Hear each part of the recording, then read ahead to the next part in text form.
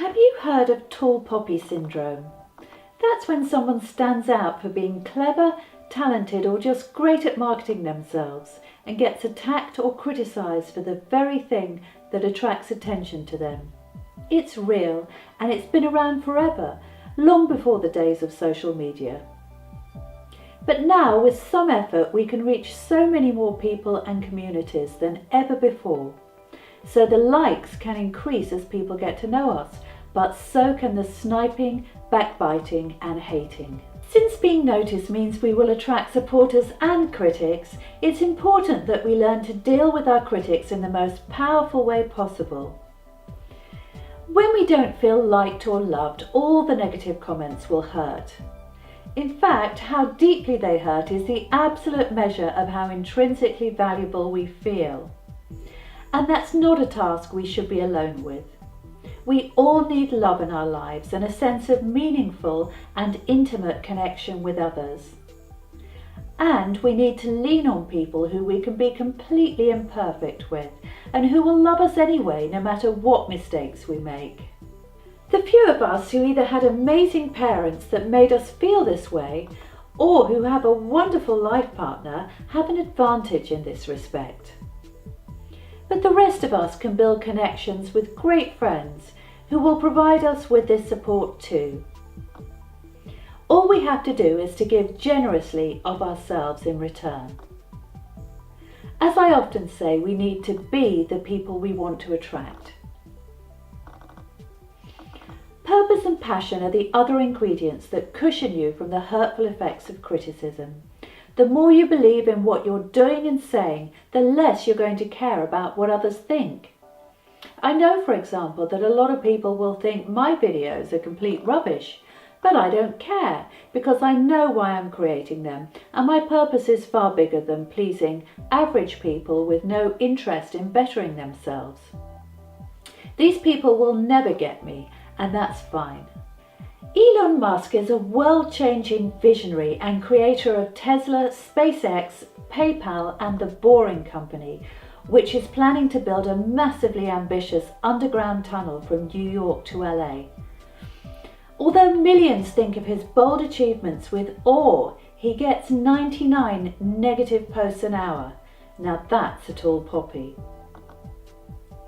The thing to remember about criticism is that it always says more about the other person than about us. Actually, it's all about them and their values or pain. Have you ever noticed how people who are truly content with themselves are too busy enjoying life to criticize others?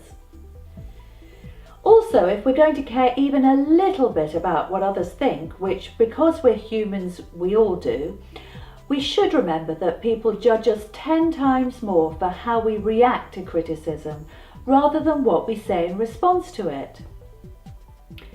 So as a matter of principle, we should never ever take criticism personally or react in a knee-jerk way to it. That's how to lose personal power. Picture yourself in a love bubble surrounded by an invisible shield. Only love can penetrate your shield. If criticism is both negative and unhelpful, from inside your bubble you will see your haters thrashing around in pain on the outside. They're lonely and want you to join them. But you're not going to because you know that what they want is to pop your bubble and to grab your goodies for themselves. You're not responsible for their pain or the fact they don't have a love bubble of their own. You didn't cause their behaviour, you can't control it and you can't cure it. But you can watch them curiously, like a rather unattractive species in the zoo, or even have compassion for how awful they're clearly feeling. You're safe inside your bubble, so there's no need to hate them back. However mean your haters are, either don't respond or just say, "Thank you, how interesting," and leave it there. This will shut them down and show them that there is no payoff either now or in the future for their behaviour. By doing this, you're also helping yourself to a large dollop of personal power and the opportunity to show yourself as well as them how calm and wise you can be under pressure. If, despite this approach, their silly comments still hurt, Use this as an exercise in self-awareness. What issue in your life hasn't been addressed? What hurt did they manage to prick? And what can you do about this to build resilience for you in future? Not all criticism is negative. Sometimes helpful criticism is delivered unsupportively. This can create conflict for a lot of people if they recognise the value in the comment but are hurt by its insensitive address. In this instance, you need to leave the person on the outside of your love bubble because they're not supporting you right now. Let their comment pass through your shield. Imagine it transforming to a small but beautiful gift. This gift is a tool to help you in your quest to become the very best version of you. Pleasantly say thank you for your comment and leave it at that. You need time to process the feelings that arose from a good piece of criticism delivered in a hurtful way. My name is Jane Baylor and I'd like to welcome you to my series for entrepreneurs like you who want to be the very best versions of yourselves.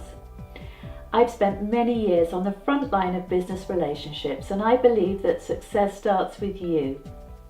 If you've enjoyed this video, please give it a like and leave a comment, which I promise I'll read.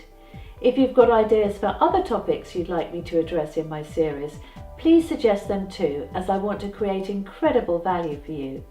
Thank you for watching. I'm so excited to have you on board.